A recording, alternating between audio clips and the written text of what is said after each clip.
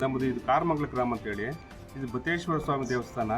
ಇದು ಪುರಾತನ ಕಾಲದಿಂದಲೂ ಇದು ಆಚರಣೆ ಮಾಡ್ಕೊಂಡು ಬರ್ತಾ ಇದ್ದು ನಮ್ಮ ಜಾತ್ರೆ. ಇದು ತಲಾಂತರ ಎಲ್ಲ ನಮ್ಮ ಮುಂದೆ ಮುನೇಟಪ್ಪನವ್ರು ಇದ್ದರು. ಅವರಾದ್ಮೇಲೆ ಇವಾಗ ಅವ್ರ ಮಕ್ಕಳು, ಅವ್ರ ಅನ್ನದಪ್ಪನವರು, ಹಂಗೆ ಯಜಮಾನ್ರು ಇದ್ದಾರೆ. ನಮ್ಮ ತಮ್ಮ ಪೂಜಾರಿ ಸುರೇಶ್ ಇದ್ದಾರೆ. ಇದು ಹಿಂಗೆ ಮಾಡಿಕೊಂಡು ನೋಡ್ತಾ ಇದ್ರಲ್ಲ ಎಲ್ಲ ಆಡಂಬರ ಹೆಂಗಿದೆ ಅಂತೇಳಿ. ಇದು ಭಾಳ ವಿಜೃಂಭಣೆಯಿಂದ ಎಲ್ಲ ಹಳ್ಳಿಗಳಿಂದ ಬರ್ತಾರೆ ಸುಮಾರು ಜನ. ಮಾಲೂರು ಕಡೆಯಿಂದ, ಬೆಂಗಳೂರು ಕಡೆಯಿಂದ, ಕೋಲಾರ ಕಡೆಯಿಂದ, ಇನ್ನೂ ಆಂಧ್ರ ಕಡೆಯಿಂದ ಎಲ್ಲ ಬರ್ತಾರೆ. ಅಲ್ಲಿ ಪೂಜೆ ಮಾಡಿಕೊಂಡು ಒಂದು 3 ದಿವಸ ಕಾಲ 4, 5, 6 6ನೇ ತಾರೀಕು ವಿಶೇಷ. ನಮ್ಮ ತಲೆ ಮೇಲೆ ಕಾಯಿ ಒಡ್ಡು ನಡೆಯೋದು ದೇವ್ರಿಗೆ. ತಿರುಗಿ ರಾತ್ರಿಗೆ ಇದು ದೀಪೋತ್ಸವ ಅಂತೇಳಿ. ದೀಪೋತ್ಸವ ಇಲ್ಲಿ ಇದು ಒಂದೇ ಕಂಬಿ. ಇಲ್ಲಿ ಒಂದು ಯಾರಿಗೂ ಒಬ್ಬನು ಇರ್ತಾನೋ ಲಾಸ್ಟ್ 1000ವರೆಗೂ ಅದೇ ದೀಪ ಹೋಗೋದು ಇಲ್ಲಿ. ಆ ಥರ ಇಲ್ಲಿ ಕಾರಮಂಗಲ ಹತ್ರ ಇರೋದು ಪದ್ಧತಿ. ಅವತ್ತಿಂದ ಪುರಾತನ ಕಾಲದಿಂದ ನಡೆಸ್ಕೊಂಡು ಬರ್ತಾ ಇತ್ತು ತಲಾಂತರದಿಂದ. ನಮಸ್ತೆ, ನಾವು ಕಾರಮಂಗಲ ಜಾವರದ ಪೂಜಾರಿ ಸುರೇಶ್ ಅಂತ. ನಮ್ಮ ತಾತ ಮಂಡಪ ಅವರು ಇದ್ದರು. ಮಂಡಪ ಅವ್ರು ಆದಮೇಲೆ ನಮ್ಮ ತಂದೆ ಮುನಿಯಪ್ಪ ಅವ್ರು ಮಾಡ್ತಾಯಿದ್ರು. ಅಂದಮೇಲೆ ನಾವು ಸುರೇಶ್ ಅನ್ನೋರು ಮಾಡ್ಕೊಂಡು ಬರ್ತಾಯಿದ್ದೀವಿ. ಪುರಾತನ ಕಾಲದಿಂದ ಕನಿಷ್ಠ ಏನಿಲ್ಲ ಅಂದರೆ ನಮ್ಮ ತಾತ 105 ವರ್ಷ ಬದುಕಿದ್ರು. ಆದರೆ ಅವರು 105 ವರ್ಷದಿಂದ ಅದರಿಂದ ಒಂದು 300 ವರ್ಷದ ಇತಿಹಾಸ ಇದು. ಇಲ್ಲೇ ದೇವ್ರ ನೆಲೆ ಆಗಿರೋದು. ಫಸ್ಟು ಶ್ರೀ ಬಸವೇಶ್ವರ ಸ್ವಾಮಿ, ಆಮೇಲೆ ಬೀರೇಶ್ವರ, ಸಿದ್ದೇಶ್ವರ, ಈರ್ಬದಮ್ಮ, ಬಲೇರ್ ದೇವರು.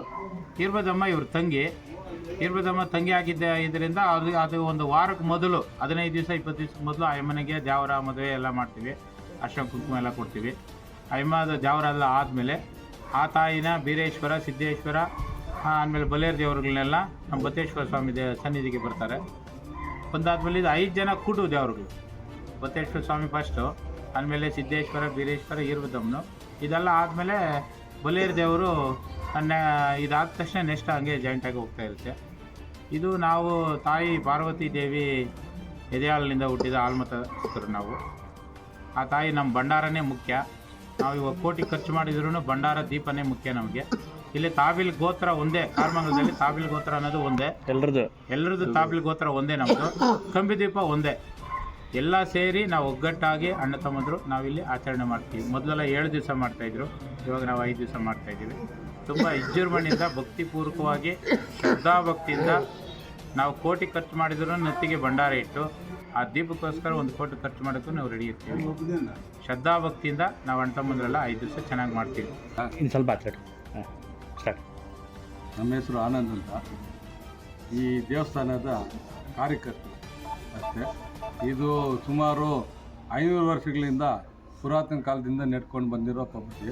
ಇದರಿಂದ ತಾತ ಮುತ್ತಾತ ಅವರಿಂದ ನಡ್ಕೊಂಡು ಬಂದು ಈಗ 9 ವರ್ಷಕ್ಕೊಂದ್ಸರಿ ಇಲ್ಲಿ ನಾವು ಜಾತ್ರೆ, ದೊಡ್ಡ ಜಾತ್ರೆ ಅಂತ ಮಾಡ್ತೀವಿ.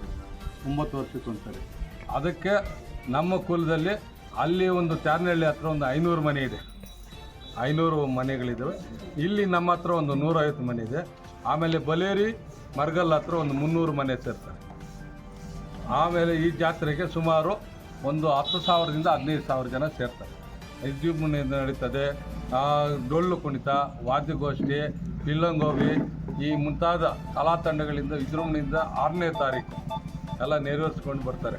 ಸುಗಮವಾಗಿ ನಡೀಲಿ ಅಂತ ನಾವು ಪುರಾತನ ಕಾಲದಿಂದ ನಡೆಸ್ಕೊಂಡು ತಂದೆ ತಾಯಿ ಅವ್ರ ತಾತ ಅವ್ರನಿಂದ ನಾವು ನಡೆಸ್ಕೊಂಡು ಮುಂದೆನೂ ಈ ಥರ ಹೋಗಬೇಕು ಅಂತೇಳಿ ಆ ದೇವರಲ್ಲಿ ಕಾಪಾಡಲಿ ಅಂತ ಹೇಳ್ಬಿಟ್ಟು ನಾನು ಹೇಳ್ಕೊಂಡು. ಅಂದರೆ ಒಟ್ಟಾರೆ ನೀವು ಹೇಳೋ ಪ್ರಕಾರ ಪದ್ಧತಿಗಳು ಬದಲಾವಣೆ ಆಗಿದೆ, ಆಚರಣೆ ಹಂಗೆ ನಡ್ಕೊಂಡು ಬರ್ತಾ ಇದೆ. ಹೌದೌದು. ಆಚರಣೆಗಳು ಆಗ ಬಡತನ ಇತ್ತು, ಚಿಕ್ಕದಾಗಿ ಮಾಡ್ತಾ ಇದ್ರು. ಈಗ ಸ್ವಲ್ಪ ಇದಾಗಿರಿಂದ ಆಚರಣೆ ವಿಜೃಂಭಣೆಯಿಂದ ಸ್ವಲ್ಪ ಮುಂದುವರಿಸ್ಕೊಂಡು